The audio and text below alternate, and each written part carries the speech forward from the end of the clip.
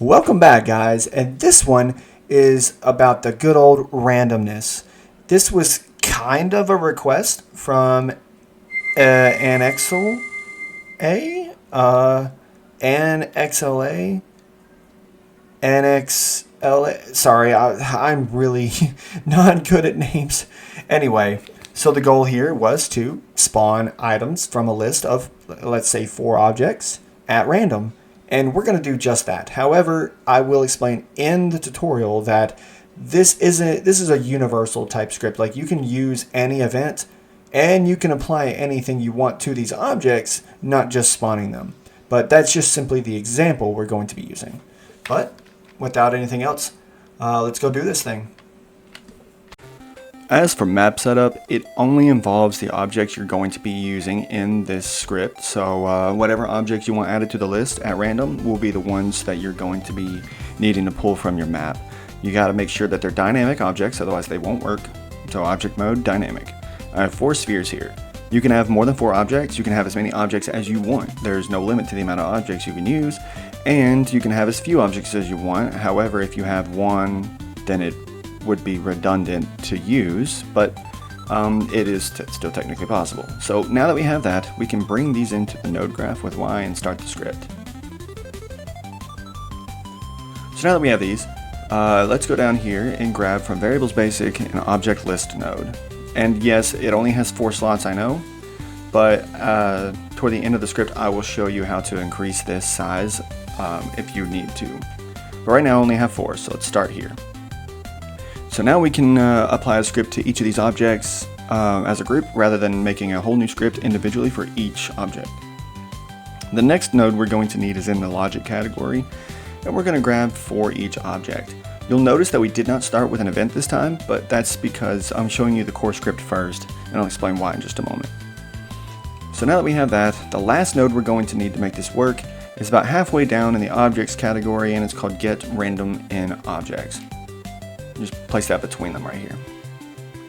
Plug our object list from our object list node into the object list input of get random in objects, and then our new object list will now plug into for each object right there. Alright, so now we have everything connected properly. Let's change this last setting to finish this up.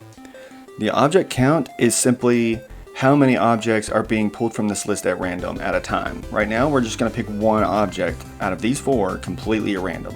If I set this to 2, it will pick 2 of these objects at a time to apply the script to at completely random. But we only want one. You can have it all the way up. You can have it up to 10,000 objects if you wanted to. But for now, we're going to set it to 1. Now, that's your core script. That is all it took. The reason I haven't shown an event yet is because that's completely up to the forger's discretion. Whatever event you want to trigger the script will work. It does not matter the event. As long as an event actually gets triggered, you can plug it in here, and this will work by itself without anything else being connected to it. You don't need any influence from the event itself or anything else like that. This will work as is. And then of course I didn't show anything applying to it because that's also up to you. Do you want the objects to move up? Well, then you can set up a script to move the random object up a certain amount of units, or if you want them to disappear, you can set it to delete this random object at random, or you can set it to spawn the objects if they're not spawned in. So that's actually what I'm going to do, considering the comment actually mentioned that, so I'm going to use that as the example. So for the event, like I said, it does not matter. It can be any event in the game, but for me, I'm just going to use on player started sprinting because it's just so much easier to do that. Now that we have that, just plug it in there. And since I was going to have the object spawn, I'm going to just grab spawn object from this from the objects category and plug in execute per object and current object to this node right here. And that's it. That's all I got to do. So now each of these objects, this list, every time the player starts to try to run, it will spawn one of these objects at random. I'll go ahead and tell you that before this I set up a script which is just when the game starts it deletes the spheres, because how can I spawn them if they're already spawned in? So I wouldn't be able to show you it's working if they weren't deleted. But that's all that is, so no worries there. Let's get back into our node graph here. Okay, so let's test it out. You'll see there's no spheres. If I start running, alright, green has spawned. Yellow spawns this time. Red spawns. Blue may not spawn because it might pick this one again, or this one again, or this one. And if it does, blue won't spawn because it's trying to spawn one of these at random that are already here. But it didn't. They all spawned in order. Now if we do it again, you'll notice that the order is completely different because it is random. Red, yellow, one of the two tried to get picked again, and then again, and then again. There's blue this time. And we can keep going until green shows up. There it is. Alright, I know I told you that I would show you about having more objects. Let's say you have more than 4 objects. Let's say you have 16 objects. That's actually easy to do. I know this only has 4 slots, but let's increase the size of that. To do that, just place another object list node. And let's say you have 16. Place another one, and then another one. And this will give you 16 objects you can plug into these. Now, to get them to plug in here, we can't just plug each and every one of these into this spot, because it won't let us. We have to combine these lists and basically make it a single list of 16 objects, and that's a very easy thing to do by using the Combine Object Lists node. Plug in your first object list here and your second object list here. You'll notice it only has 2 inputs, so what about these 2? Well, we do the same thing here. And what do we do now? We still can't plug in this one here and then this one in there. Well, that's because we can do this again and plug these 2 in this time. We're condensing it down like a tree.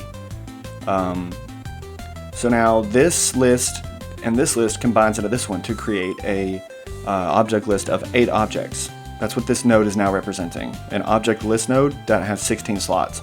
This one does the same thing. And then we now combine these 2 to create another object list node that now has 16 slots. So 8 slots, 16. So now we have 1 we can plug in right here. And now it will function with all 16 of your objects, picking 1 at random, or however many you want. So I just thought I'd cover that to make sure you were good there.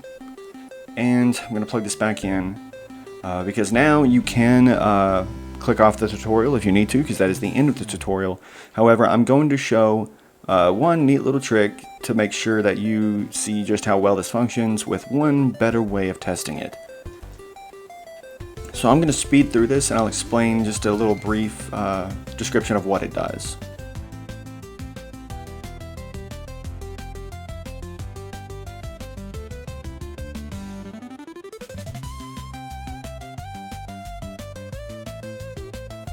Okay, so long story short, all I did was delete the objects every time that this event happens. So it clears any object of these right here currently spawned, and then it will spawn one at random after. So that way, one will spawn, and then when we do it again, it'll remove that object and then spawn another one. And you'll see. Check out the example. So red spawned. It deletes it, and then yellow spawns. Deletes it. Yellow spawns again. See, now you can tell it's working with a random object and doesn't just cease to function just because you can't see it spawning in like earlier. Perfect, it did yellow again. There's blue. Green. Green again. Red. Red again. Blue. And so on.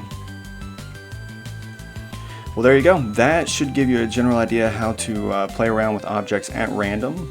From a list. There's also another cool way of doing this, but I feel like that's not necessary for this tutorial. So, alright. And that should about do it.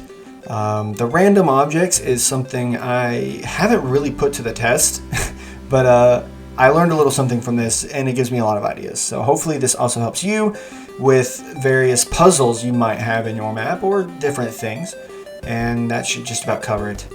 Me and the Reaper are figuring out a couple of different campaign options, and we've got a couple already done. It's just stuck in editing hell. So anyway, without anything else, that should just about do it for this video, and I'll see you guys on the next one. See you around.